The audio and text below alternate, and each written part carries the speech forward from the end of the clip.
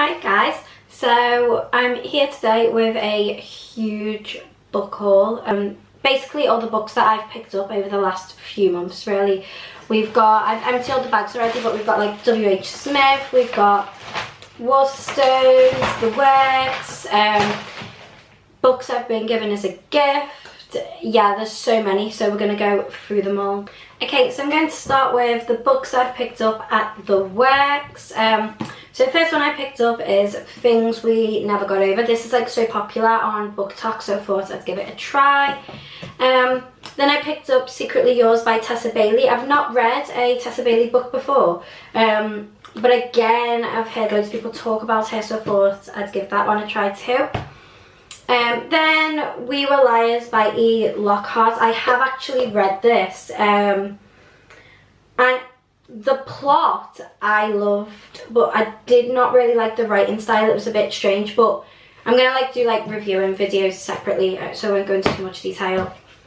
And then I also picked up The Silent Patient, which was honestly amazing. I loved this. Like, as soon as I picked it up, I couldn't put it down. So good. But that was everything I picked up from The Works. Now we have a lot of books from W.H. Smith though, as you can see here. So first one I picked up is The Spanish Love Deception by Eleanor Armas. Again, I've heard mixed reviews on this, so I'm just going to give it a try and see what I personally think. Then we've got The Midnight Library by Matt Haig. I started reading this and I really did not enjoy it at all. I'm only a couple of chapters in, but I just couldn't get into it. I am going to try and finish it though, because I hate not finishing a book, but at the moment I don't know. Then these are three of the books that I picked up a couple of days ago. So I picked these up Monday, I think, so just a couple of days ago now. And I only actually went in for one book and came out with four. Got How to Kill Men and Get Away with It. And the blurb really intrigued me, so I'm excited to read this and see what it's about. So I picked up Daisy Darker. I actually read the blurb of this in Waterstones and I was really intrigued by it, but I didn't end up picking it up. And then I saw it was on the 2 for £12 in W.H. Smith when I went in to pick up a specific book, so I thought I might as well just pick it up now. So then I picked up The Family Remains by Lisa Jewell. Now my friend actually told me to read The Family Upstairs, which I did, and I absolutely loved it. Like, I could not put it down. So literally as soon as I finished it, the next morning I went out and picked up this one, because I just needed to have the next, the sequel to it. And I've read the first few chapters. I think I've read about 50 pages so far maybe, and yeah, I'm really excited to read this and see where it goes. And then I saw this one, and the reviews on it, her best thriller yet. So this is also by Lisa Jewell, and this is The Night She Disappeared. And it sounds really good. Then I also picked up A Good Girl's Guide to Murder, because I've heard a lot of good things about this too. And this was on the 2 for £12, so I got it with the Midnight Library.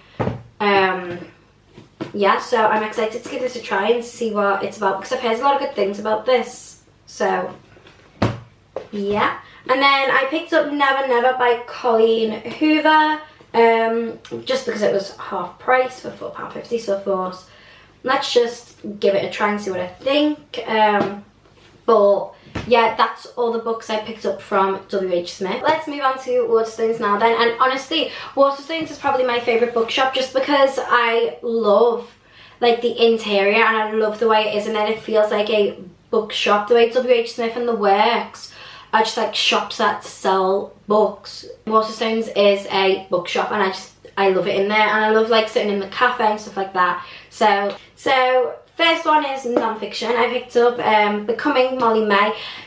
Honestly, I picked this up when it first came out, so probably over a year ago now, or maybe a year ago, something like that. And I've not yet finished it. I've read the majority of it, but fiction just has my heart really, so every time I read it I just come back to a fiction book instead. But yeah, I really like the cover on this, and I like the green colouring. It's really pretty. I then picked up two Colleen Hoover books. So I picked up It Starts With Us, and again I picked these both up when they first got released, and honestly, I've not been invested in this. I've given up on it. I've got a few chapters left, so I am going to finish it because I hate not finishing a book, as I said before with the Midnight Library. But I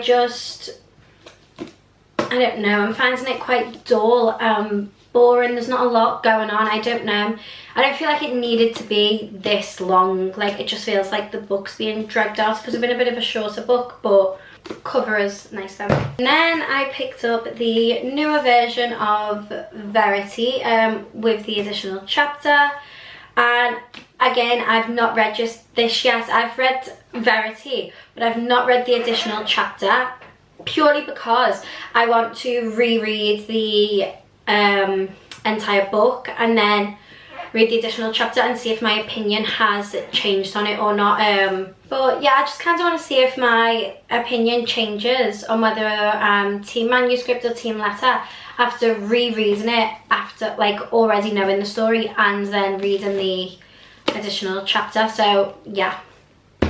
Then I picked up Sally Rooney, Beautiful World, Where Are You? I also really want to read Normal People too, so I think I am going to pick that one up. But yeah, I'm excited to give this one a try.